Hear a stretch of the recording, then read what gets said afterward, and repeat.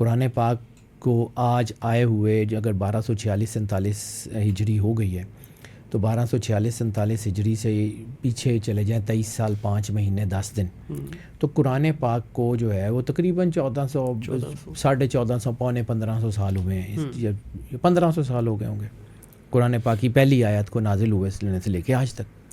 قرآن پاک میں 2 آیتیں ہیں کہ اللہ کہتا ہے ہم نے طے کر لیا مہینے 12 ہوں گے، اور اللہ کے نزدیک تو مہینوں کی تعداد 12 ہی ہے۔ یہ 2 آیتیں علیحدہ۔ ٹھیک ہے۔ قرآن پاک آنے سے 12,000 سال پہلے کے کیلنڈرز آپ سارے کے سارے اٹھا کے دیکھیں تو مہینے 12 ہیں، یعنی ایک کیلنڈر آپ کے پاس تاریخ میں ایسا بھی آتا ہے جس میں ایک مہینے میں دنوں کی تعداد صرف 6 ہے، وہ 6 دن ادھر ادھر چل کے 11 کر لیتے مہینے، کیوں نہیں کیے؟ 12 کیوں؟ 12 کیوں؟ کیونکہ اس کی اپنی طاقت تھی جس نے بنایا ہے۔ وہ رب العالمین ہے، وہ رب المسلمین یا رب المومنین نہیں ہے۔ بے شک۔ اسی طرح سرور انبیاء صلی اللہ علیہ وآلہ وسلم رحمت للعالمین ہے، رحمت للمسلمین نہیں ہے۔ ٹھیک ہے، جب تک یہ دین ہے، پھر اللہ نے ایک تاج جو ہے یا کائنات کی پیٹنٹ شپ سرور انبیاء صلی اللہ علیہ وآلہ وسلم کے نام پہ لکھی، لولاک لما خلقت الافلاک۔ یا رسول اللہ اگر آپ کو نہ بناتا تو کائنات کی کوئی چیز نہ بناتا۔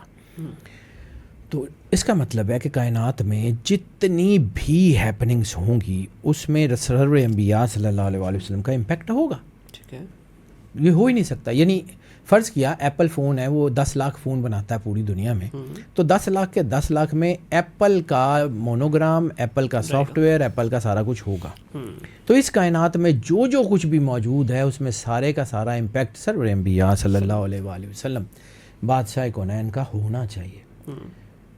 گرو نانک دیو جی سے پہلے ہم اس کو جو ہے اصول کے طور پہ نہیں جانتے تھے۔ گرو نانک ایک ایسی پرسنالٹی آئیں کہ انہوں نے اس کو اصول بنا دیا، انہوں نے ایک فارمولہ ایوالو کیا کہ کائنات میں کوئی بھی چیز XYZ، اچھی بری کوئی بھی، قطع نظر اس کے کہ کوئی اچھا ہے یا برا ہے، کوئی ناؤن کو پرناؤن کو ورب ایڈجیکٹو کچھ بھی کائنات کا اس کو لیں، اس کو تخلیق کے پیرامیٹر پہ جمع تفریق کریں، you will get the answer 92، proper 92۔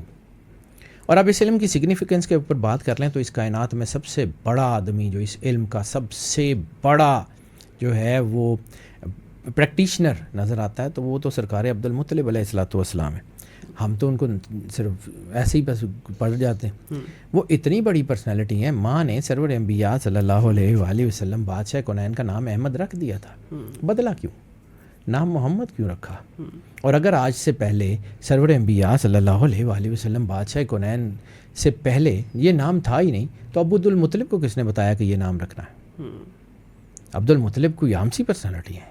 عبد المطلب علیہ الصلوۃ والسلام کو آپ سمجھتے کیا ہیں؟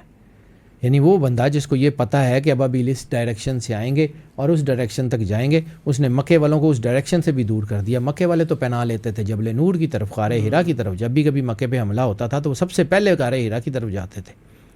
ٹھیک ہے، اس وقت جبل نور پہ بھیجنے کی بجائے ابو قبیس کیوں بھیجا؟ He was knowing every thing, he was knowing.